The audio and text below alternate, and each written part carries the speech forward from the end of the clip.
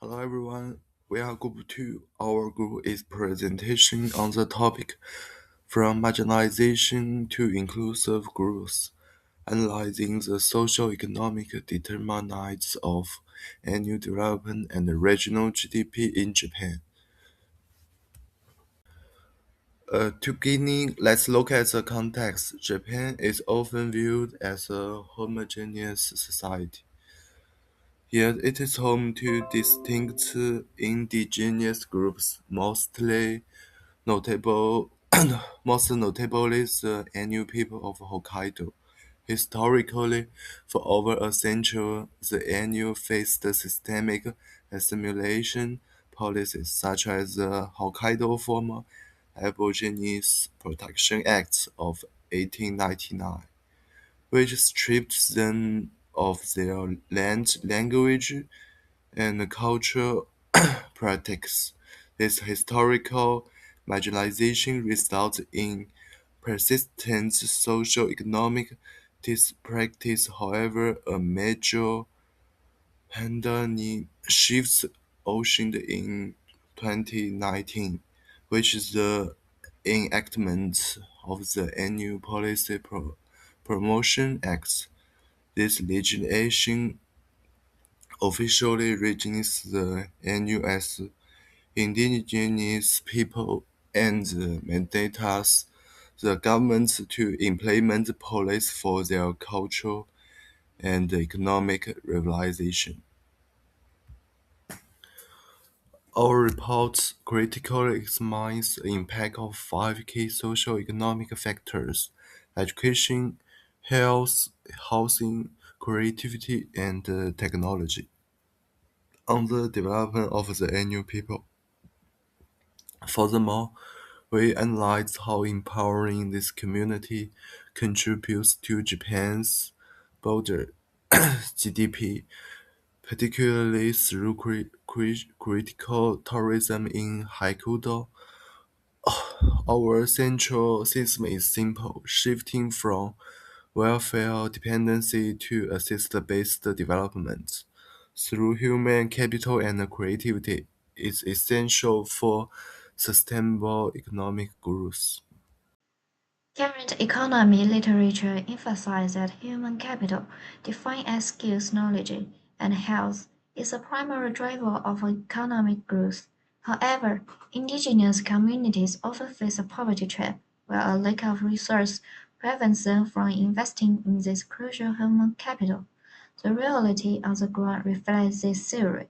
According to the survey on the living conditions of the Ainu people, the socio-economic gap remains significant. The data indicates that Ainu schools have lower average income and significantly lower university enrollment rates compared to the regional average. Scholars argue that addressing this gap is not just about economics, but also aligns with United Nations Sustainable Development Goals, especially SDG and SDG 10. Furthermore, recent studies on cultural economics suggest that indigenous heritage, when properly managed through creativity and technology, can become a high-value asset for tourists. This transforms cultural preservation into a revenue-generating activity. Education, health, and housing form the three core pillars for breaking the cycle of poverty and driving economic growth. Education is the key to unlocking human capital. The data shows a clear gap. The university enrollment rate for the community is only about 33%, significantly below the regional average. This gap limits access to high-skill, high-value industries and constrains overall regional productivity and innovation. Our goal is to bridge this gap. By investing in education, we directly boost that economists call total factory productivity, laying the essential foundation for sustainable long-term GDP growth. Housing provides the stability needs for progress. Currently, income stability acts as a major barrier to homeownership, preventing the accumulation of intergenerational wealth. Secure housing is more sheltered. It's the stable environment where children can succeed in school, reinforcing our human capital. By implementing policies that support home ownership, we stimulate local economies and build family assets, creating a stronger, more resilient economy base for the entire region. The final two pillars, creativity and technology, show us how to leverage unique assets to create new economy values in the global market. Technology is the bridge that connects this local creativity to the world. It overcomes geographical isolation through two powerful channels, e-commerce and virtual tourism. Online platforms allow textile weavers to reach global customers directly, increasing the profit and exporting cultural value. Meanwhile, technologies like VR and AR can bring the cultural experience to audience anywhere, creating new revenue streams. This digital inclusion allows business to scale, directly increasing the export value of culture, goods, and services and contributing to our national digital economy. In conclusion, true growth comes from energy, investing across all five pillars education, health, housing, creativity, and technology creates a powerful virtuous cycle. This integrated approach breaks poverty cycles, unlocks human potential, and turns unique cultural assets into economic growth, and turn ensuring inclusive and sustainable growth for all. Let's start with housing. Housing is not just shelter, it is primary measure for financial size accumulation. Historically, Indo communities were displayed to list these guidelines. Today, while public housing helps, home ownership remains a challenge due to income instability. Why does it matter economically? Thorough housing provides the stability necessary for children to succeed in education, reinforcing the human capital my colleague just mentioned. Furthermore, increased home ownership directly drives GDP through consumer competition in construction and the renovation sectors. Policies like low-interest loans can help families build intergenerational wealth and move out of wealthy deficit.